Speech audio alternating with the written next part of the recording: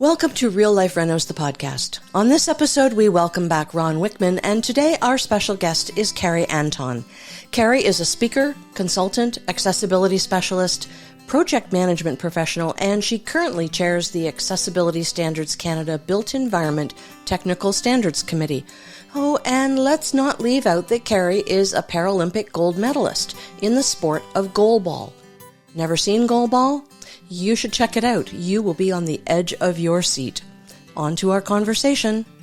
Welcome, everyone, to Real Life Renos, the podcast. And, of course, we are thrilled to welcome back Ron Wickman. Our viewers and listeners will be familiar with his face and voice. We are especially honored to have with us today Carrie Anton, who is a Paralympic gold medal winner from the 2000 Paralympics in Sydney, Australia. Welcome, Carrie. Thank you. Thank you so much for having me. It's our pleasure. It's our pleasure. Can you tell us a little bit about goalball, which is your sport? Because I have watched it. I know Ron has watched it, but it has really only recently come into my field of view as I was watching the Paralympics this time around. Right. Well, goalball it's called the extreme sport for the blind, and so it's a 3-on-3 played on a gym floor on the volleyball size court, and the whole 9-meter end zone is the goal, and the goal stands about shoulder height, and you take this ball the size of a basketball, feels like a basketball, but it's about 3 pounds, and you just whip that back and forth, and you use your body to block the ball from going in that goal behind the three of you.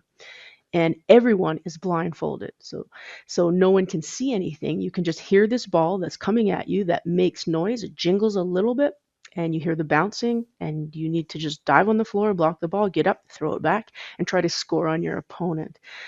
It's a fantastic sport.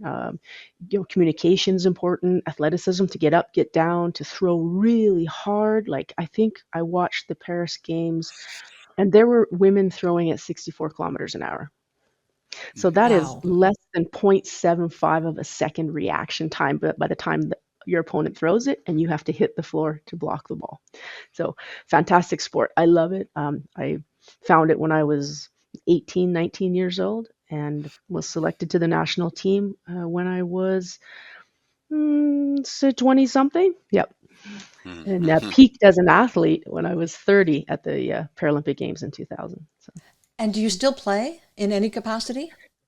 I don't play in any capacity, but I do play other sports that have been adapted for people who have sight loss, including blind hockey, tandem cycling, cross-country skiing, downhill skiing, rowing, dragon boating. So I've done many different sports, but not at a competitive level, just for recreation and pleasure. Yeah. Mm-hmm.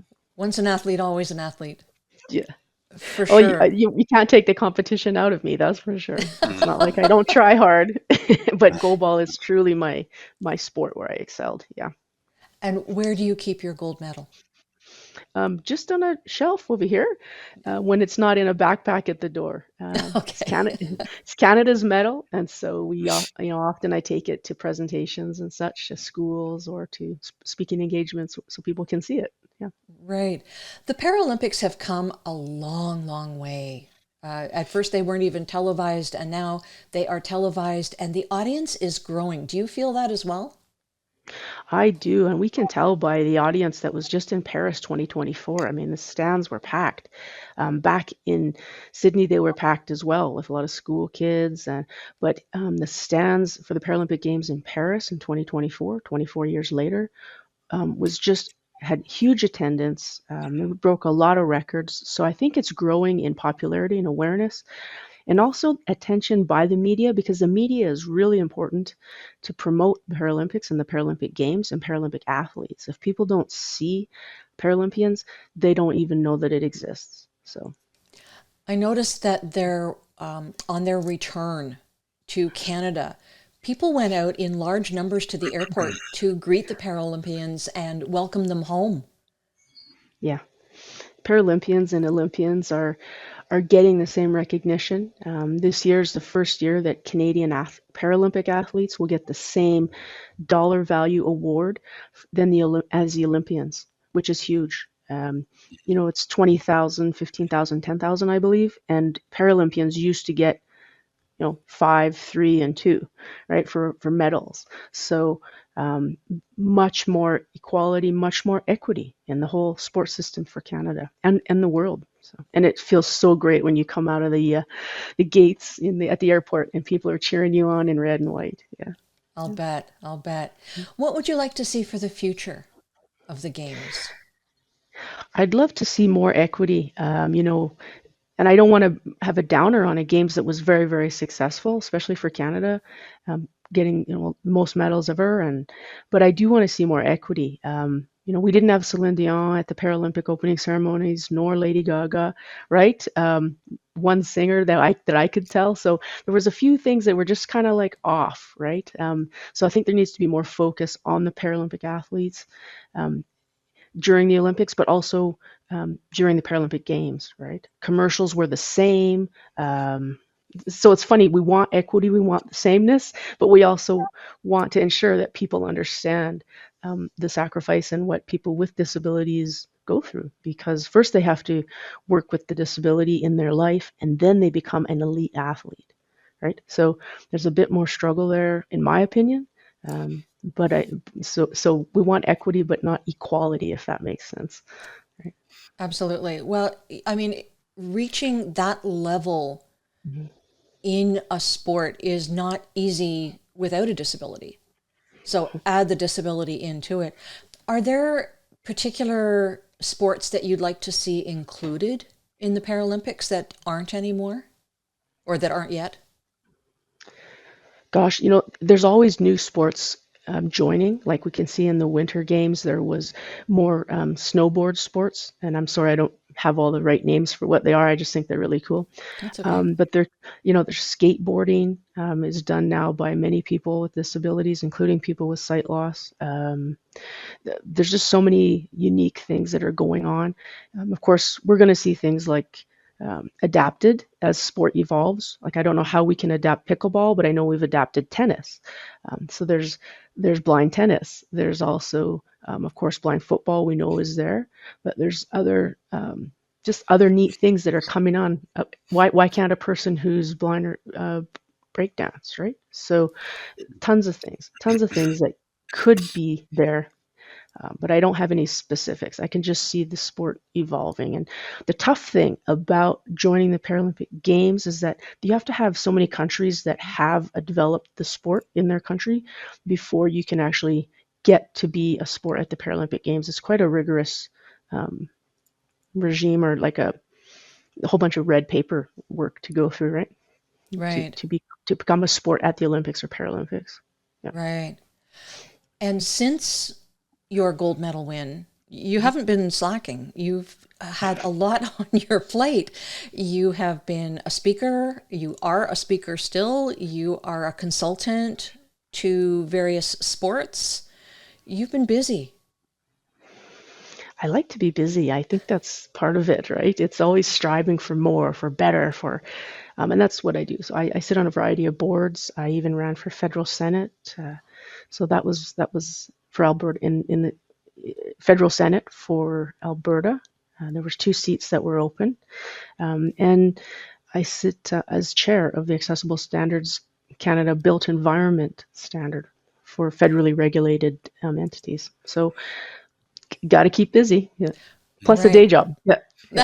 Plus your day job, right. Well, let's talk about your chair with the Accessibility Standards group, because that puts you in a bit of an activist position, doesn't it? It's not easy to bring in new standards either. It's not that I've learned a lot about bringing in standards and what standards, how they need to be written, how how you need to consult and talk about stakeholders. I'm also a project management professional, so I get all those things, but putting it in play to ensure that we have voices is really key. And I've learned a lot about how standards are written, and also how many standards are actually quite dated. So it's been a fantastic experience for me personally and professionally. Yeah. Right. Now, Ron, you certainly know better than a lot of people how dated some of the standards are. Of course, with your lived experience, with your father being in a wheelchair, you know what 100% perfection would look like, but you're not always allowed to get there. Yeah, that's right. One thing I can say about generally standards and building codes and so on is they still are primarily based on physical disabilities, mobility issues, and more importantly, in I would say a negative way, they're primarily based on people who use manual wheelchairs. So really, codes came into existence largely due to people that were injured during World War II, and all of a sudden we had larger populations of people who were using manual chairs. And in the 50s and 60s, everybody had the exact same wheelchair. So it was a little easier to come up with sort of standard dimensions because it was all based on one wheelchair. Uh, in concept, that hasn't really changed to 2025. That's primarily still how we think about the code. And of course, we all know now, well, most of us should know that people come in many different sizes and shapes, and there's so many types of wheelchairs. Especially if you did watch the Paralympics, you see just the vast variety of wheelchairs that are being used, and certainly modern medicine and so on has allowed people to survive more horrific injuries that they now use power wheelchairs. They are quadriplegic, and all of that is still catching up to current standards and codes, and certainly that's something that I'm sure Carrie could comment on as well, working with the uh, um, Canadian Standards Association. Um, we are taking that to account. A good example of that is the National Building Code, which for so many years, probably since the start of codes, used a 1500 millimeter turning circle as the guide to spatial needs. That's been actually bumped up to 1700 millimeters. And if I'm not mistaken, the Canadian standards actually is somewhere around 21 or 2200 millimeters that they're recommending. So it definitely is. It's definitely changing, but it's always slow to get adopted. And um, for those of us working in the field, I think we're a little bit ahead of the game. So we're generally trying to convince our like me as an architect, myself as an architect, trying to convince my clients to actually not think of minimum standards, but think of what things might look like 20 years from now or 30 years from now, and anticipate that we need more space for people who use wheelchairs, and we need to consider the needs of people with low vision and who are blind and people who are hard of hearing and deaf. So all of those things. Very few of us actually as designers, have that skill set to really talk about it in a sort of in-depth way. Right. Carrie, I assume you concur with some of the things that Ron has said, if not all of them.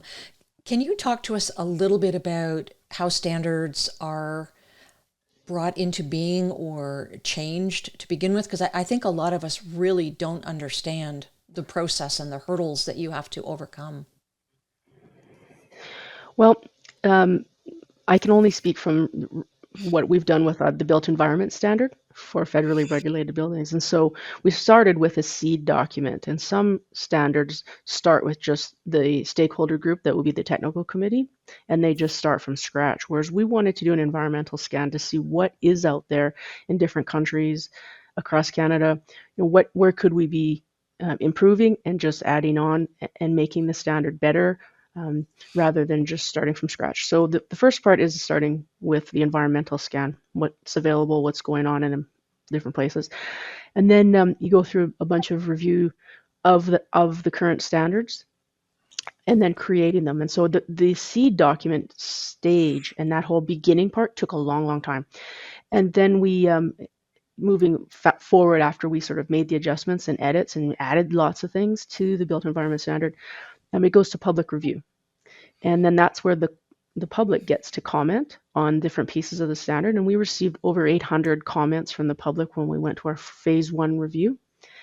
And then we are now in the process of phase 2, which is taking into consideration those suggestions if we didn't make them in phase 1, and then going through and readjusting and editing and adding diagrams and a whole bunch of things that weren't in phase 1, which we knew, but it has to be a very phased approach. We can't rush into an accessibility standard because we're going to miss something if we do that. And I think in a lot of cases, there's a lot of different committees, for the National Building Code, for CSA. There's so many different people having their comments and their contributions that this particular standard with Accessibility Standards Canada, we want to make sure that we hit it all. And so we're heading into phase 2, we're making the adjustments, we're going to have public review again, and then take that to the CEO, who then presents it to the Prime Minister, hopefully become legislation. And that's going to be, 2 years from now, the whole ending process. So it does take a while. How often are standards reviewed in this sort of fashion? Ron can probably corroborate with me what this is, but like the National Building Code wasn't until last year done like since 2015, and then before that it was 2007. So it could be decades between. Right, and that's a lot of change that can happen in that many years. Right. When you did your environmental scan, dare I ask where Canada sat in terms of forward thinking in the world? In my opinion, it was not as forward thinking as I thought it would be. There were a lot of user guides out there, but there weren't a lot of actual standards. And so each municipality might make their user guide. Ontario had a good base. And such, but as Ron indicated, I mean, some of the terminology and the measurements were just antiquated for like a manual wheelchair, which is not the case now. So what we're trying to do is be innovative and evidence-based now to create an informed standard and make sure that as many Canadians as possible are represented in it and see themselves benefiting from it. Yeah. Right, right. And what would you like to see happen? What perhaps won't be able to be accomplished with this review that you would like to see down the road in the next review? That's a really interesting question. Because we're just in starting phase 2, everything is possible in my opinion. And as chair of the committee, I really try to make sure that people are thinking outside the box and thinking of the future, considering the industry, considering research, considering what research needs to be done to find the information that we need. So we're doing parking. We added that to phase 2, and so many other areas. So I don't think we're at a stage right now to say what can't we do in this phase. It's what are we going to do in this phase. Right. Yeah. That's fair. That's fair.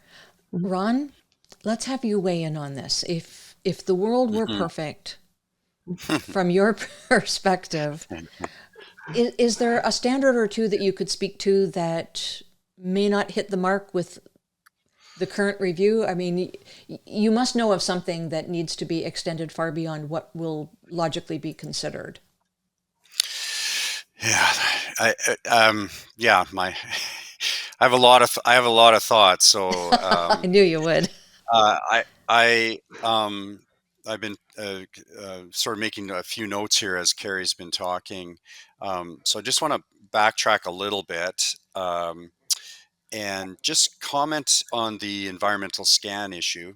One of the things that I've had the benefit of being able to participate in is a project that's coming out of Hong Kong. So a group in Hong Kong has been tasked with updating their accessibility standards from, I believe it's 2008.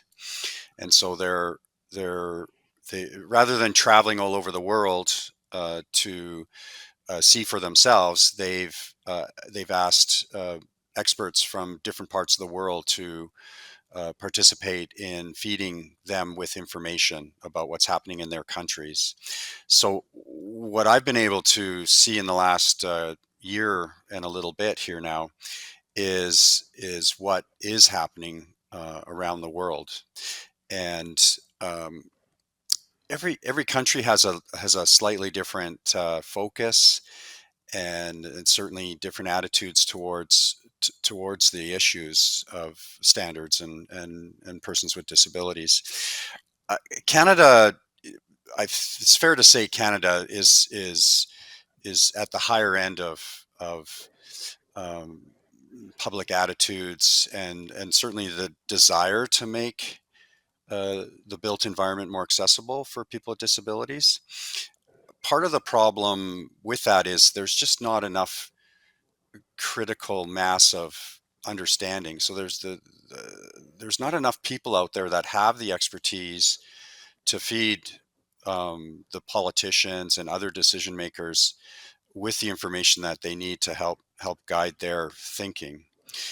Uh, that's one part of it. The just general attitudes of the way our society sees our citizens, just every citizen.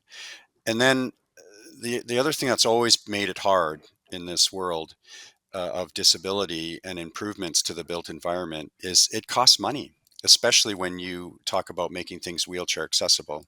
It just takes more space. You have to, upgrade a building with washroom upgrades and adding ramps and so on.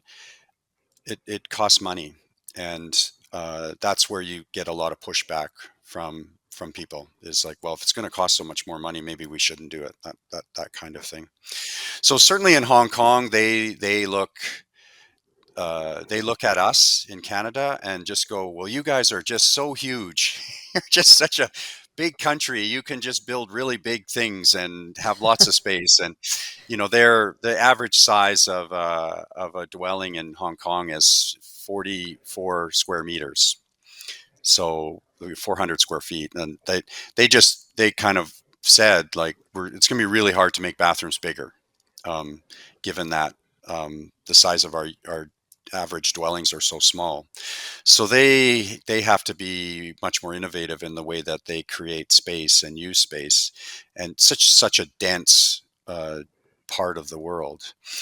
One of the things that I certainly have learned over the years is different countries have a different focus. So when it comes to people with low vision and people who are blind, by far Japan is the leader in that area, and they have a long history of really focusing on, especially wayfinding for people with low vision. So the tactile warning indicators are everywhere in the built environment, both indoors and outdoors. So a lot of people in Canada would find it odd to see some kind of tactile path leading to a set of stairs, because you would think, well, what can somebody in a wheelchair do at a set of stairs? But they're not designed for people in wheelchairs. They're designed for people who use canes and people with low vision. So they're everywhere, and maybe Japan isn't so great when it comes to making things better for people in wheelchairs. I know my colleagues in Malaysia said they look to Vancouver as the sort of the gold standard, and Canada in general, but specifically Vancouver was talked about. So Malaysia looks to our code and our standards to help guide theirs. Ireland and most of England, uh, uh, they do a lot of research, and they have some pretty good standards.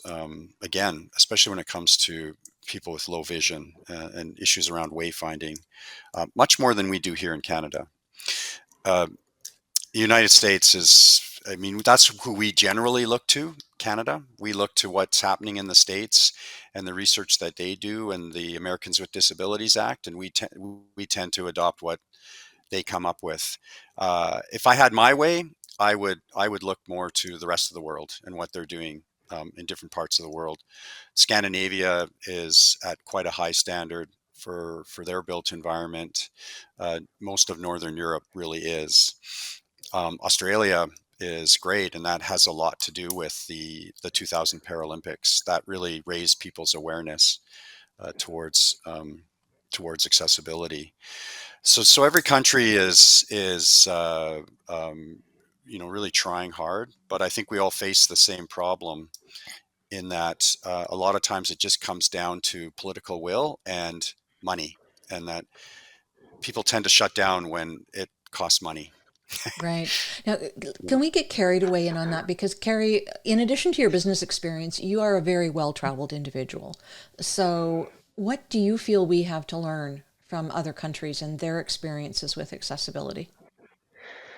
So I definitely echo what Ron has said, that wayfinding and the needs of people with sight loss needs to be considered more around the world. I've seen it in Australia, in Sweden, in London, and in Spain as well. They have a large population with ONSI there and the World Blind Union. So those needs of wayfinding and the right path and high contrast and visual markers as well as tactile markers is really key. So I appreciate listening to the stories that Ron says, because he seems to be a lot more traveled where I don't go. And that could be. So thank you, Ron, for that. Yeah.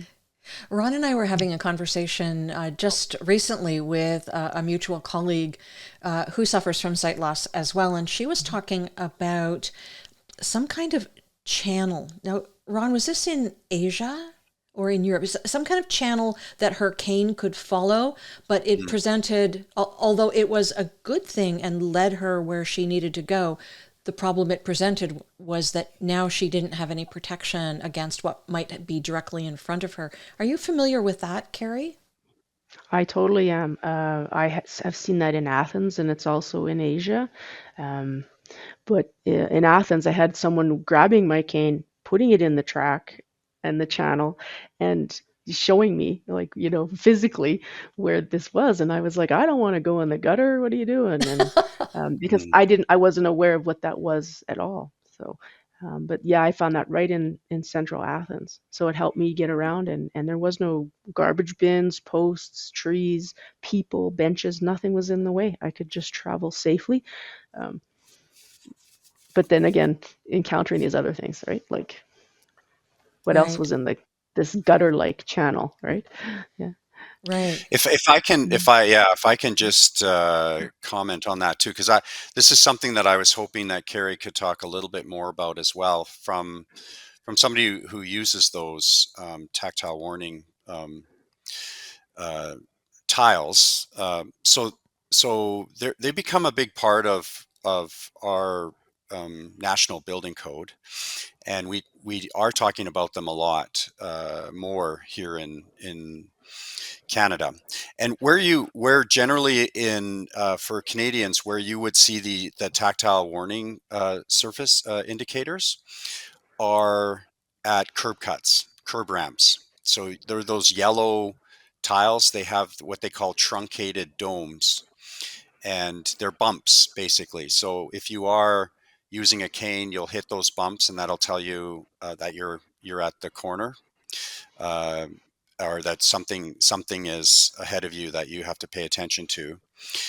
And then there's tiles that aren't bumps; they're like rectangles. So they create this channel, as we've been talking about, that you can get your cane into, and then it guides you essentially to a point where you'd hit the tiles with the bumps, and that would tell you that you have to stop or turn 90 degrees one way or the other. So somebody the other day I was talking to, they called them TWISIs. So Yes, T, the T tactile W, walking yeah, indicator sign, right? yeah, TWSI. And I think a lot of Canadians don't really understand what they are, and that's where I was saying, like, they're everywhere Mm-hmm. in Japan. Now, I haven't been to Japan, but I know people that have, and I've done my research there because I was fascinated as to why it's like such a big deal there. Um, Well, it's but if I've I can just. also Oh, sorry, Carrie, and this is where you can comment. I've mhm. always been curious as to what people who actually use canes, what they think of these warning systems and these pathways that are created. Well, definitely, they're very important. There's two different types of like you say, TWISIs. One is like the directional, which points you in the direction. The other is the warning one, which is the bump and the dots that you see at subway stations and train stations and platforms and curbs. And we don't see a lot of the directional ones unless you're in a big square, or at least those are the things that we need to help people understand, is we need these directional ones in a large open space.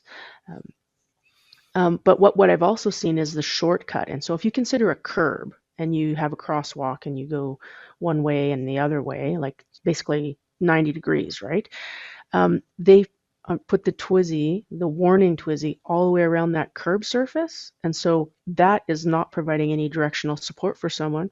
And so what I've asked some people to do, and some designers and developers, is to break up that TWISI so that it actually is a bit of a directional approach as well, so that someone knows where the crosswalk is. Because otherwise, I would just find that tactile warning TWISI that goes around the whole curb, whole roundness of it, and I would walk diagonally into traffic if I wasn't, or kind of diagonally, right? Right. So we need to have the mix of both, or use the ones that we are using, like warning indicators, better, right? Don't save the money and just put it around the whole curb, because that doesn't help someone find where is the crosswalk, right? So Right. And that makes all of this sense. presumes people who are using canes.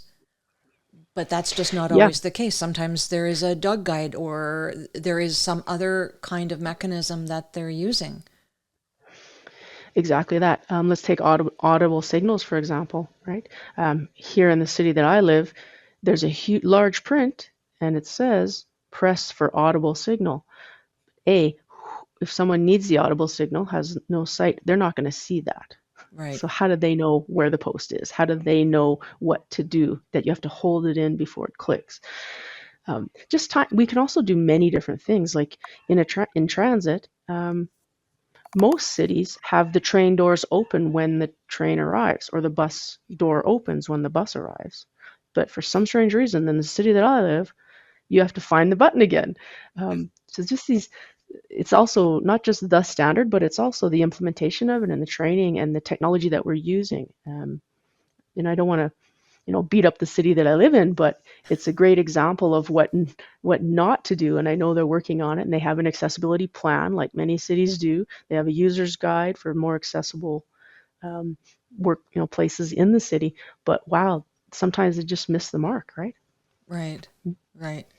It shows how far we have to go. Ron, is there anything that you would like to talk about in this regard Well, before we just do a little switch of the topics here? yeah, because I think what Carrie's raised is in my mind the big disconnect in all of this is we don't actually ask the people who use these features uh, how to use them or how best to use them.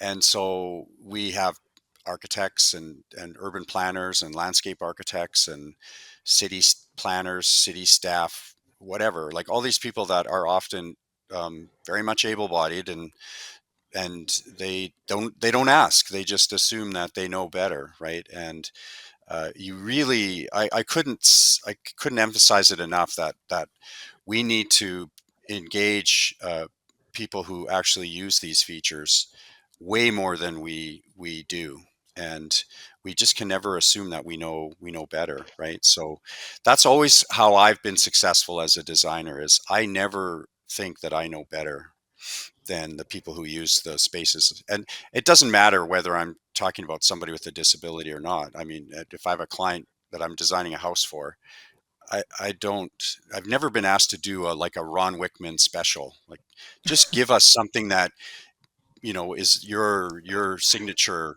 architecture. I'm like, I don't know what that is. I design for you. I want it to be custom fit your lifestyle and your attitudes and your beliefs. So I don't understand when designers just design for other designers, or they think they know better. You really have to engage uh, people who use the space, right? So when it comes to people with disabilities, you really have to ask those questions. And one other thing I just wanted to point out was just with these tactile markers, and how even some of the better countries, I think, and better cities, kind of get it wrong is like Copenhagen is considered one, sort of the great city in the world right now for culture and accessibility and climate they have this amazing bike system now that's taken about 20 years to um, create this culture excuse me, of bikes. And one of the things I noticed when I was there last year in July is now they put all the bike racks where the tactile warning indicator wayfinding devices are. So now they just get interrupted by bike racks. So like clearly a lot of people there don't even understand what these things are and then the purpose of them, right? So we, Carrie we is really reacting need quite strongly as you're talking. I'm you really laughing. need I know you really need to educate people and make them understand, not just like install these, put these in, but like why are you actually doing it? And it'd be nice to have people ask those questions when they're actually doing the work, right? Saying, well, why are we doing this? And then I'm more than happy to explain. I'm sure Carrie would be more than happy to explain. Yeah, they're here for this reason. So, in terms of explaining things, if I can just switch topics a little bit, there might be some explaining to be done in the next couple of years because we have elections coming up, municipal, provincial, at least in Ontario, provincial. I'm not quite sure about Alberta, but also federal. So there will be a lot of politicians that we can ask questions of through the process. Of course, municipally, that is the level of politics that is the closest to the people and probably where we can look to accessibility issues to be addressed more personally. But because healthcare is in the provincial realm, then there are some good questions to be asked then. What should we be looking for in terms of statements from our politicians, Carrie? I would be looking for statements around accessibility, affordable housing, a lot of the similar things that people without disabilities look for, but it impacts people with disabilities more, like housing, income, health, access to places and spaces, because people with disabilities are financially disadvantaged, right? There's the transportation, there's not a lot of transportation, there's possibly more medical that's required. So access to places is important. So I need my politicians, whether it's municipal, provincial, or federal, to talk the language that I need to know that my needs and I'm valued. My contribution to society is valued. So I access, equity, healthcare, assured income, right? And the disability tax credit and disability benefit, all these things, they need to actually say things to me that mention those words and what it means to them, rather than just giving lip service and passing it on. Right. Mm. Ron, do you want to weigh in on that? Uh, yeah, I totally agree with Carrie. What I and I think anybody that's heard me talk before uh, would be familiar with the fact that my dad was a politician here in Edmonton and Alberta. So a city councillor for 9 years, a Liberal MLA for 12. So I grew up around the politics of things, and I do know that somebody can make a big difference if their voice is loud enough and they're persistent. So that's what my dad was able to do is convince people that these are important issues and something needs to be done. And I guess as I am getting older and thinking that I might not be here. Well, I'm on the other half of. I've lived 60 years. I'm not making another 60. So, I'm thinking to myself, like, I'd like to see people actually take action, and I think that's what Carrie's saying is, um, let's not just talk about it. Let's actually do things, right? And I find too often it's too easy to say, well, yeah, we we'll do another study. We'll find out what the needs are. We know what the needs are. We know what to do. We just have to do it now. So that's what I'd be looking for, is to make it a priority. And I think I think our prime minister, our premier, our mayor, these individuals that are in power, just by talking about it to the media and making it an issue, starts to get people going. Oh, this is important. We need to do something, and then turn that into action, right? So, I just think it's one of those things that often throughout my life I've seen it, kind of the ebb and flows of it being important and maybe less important, but it never seems to be like a high priority item. We always have something else in our world that we're focusing on, like the pandemic. Now we're dealing with climate change and fires in Alberta that are just horrific at times.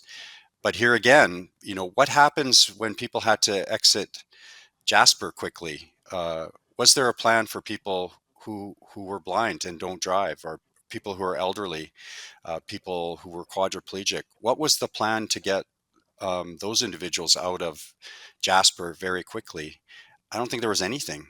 Um, and then how do we rebuild with our seniors and people with disabilities in mind? So that's I sound like a woodpecker on somebody's brain because I just keep talking about this, but that's what I'm looking for is somebody to actually like do something. Not just, I don't need more standards and more codes. I need built things that people actually use. Right. I feel like it's not uncommon for federal money that is transferred to the provinces to be tied to key performance indicators. And I don't know why they can't do that around accessibility.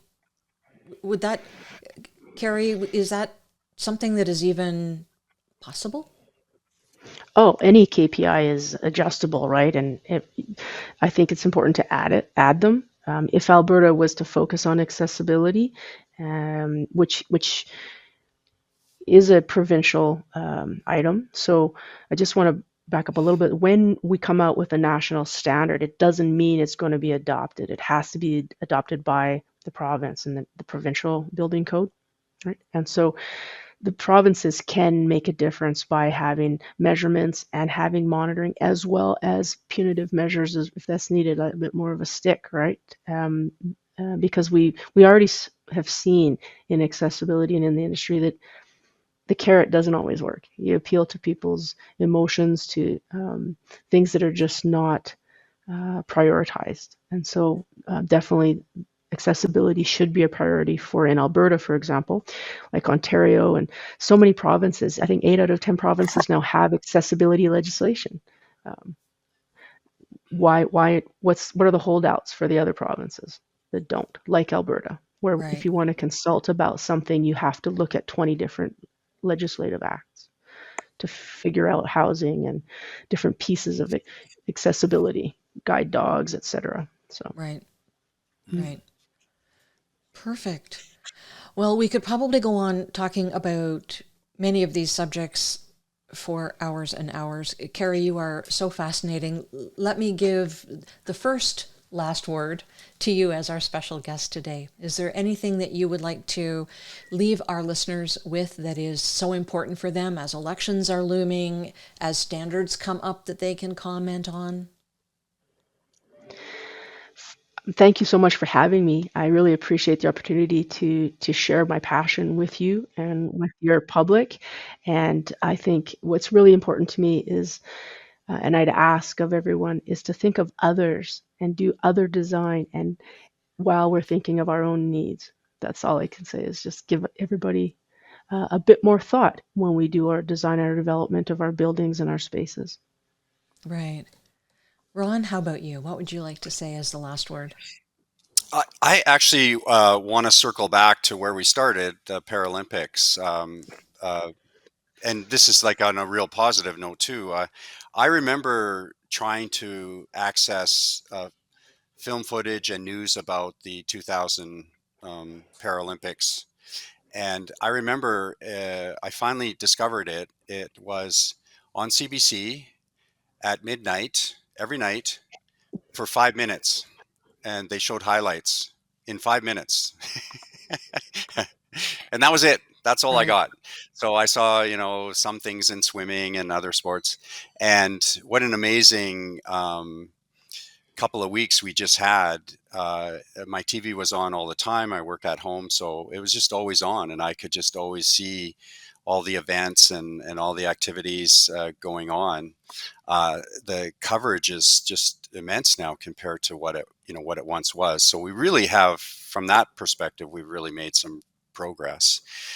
And just to say, the highlight for me in the Paralympics was watching the 100-meter dash by people who have low vision or are blind, and I just can't believe that two people, because you're like literally tied to somebody as the athlete, so that person beside you has to run in sync with you, and they can't cross the line before you, and it was a photo finish, and you could see the two guide runners telling the athletes to like stick out their chests just right at the last second to get, or not even last second, not just last step or whatever, to get that edge, right? And it was just a fraction of a second that was the difference between the Greek runner and the Greek runner won.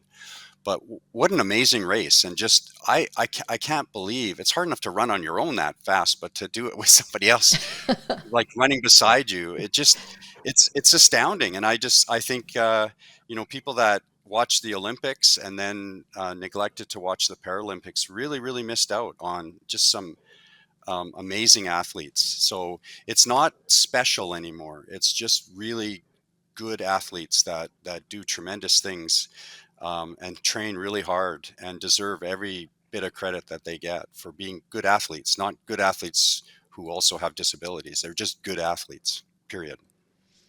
Thank you, Ron. That's a really wonderful place to end this podcast. So many thanks to Carrie Anton for joining us today. It's been such an honor to have you on and to talk with you. And of course, Ron, as always, my thanks to you. To our listeners, thank you very much again for joining us for this episode of Real Life Renos, the podcast, and we look forward to having you again.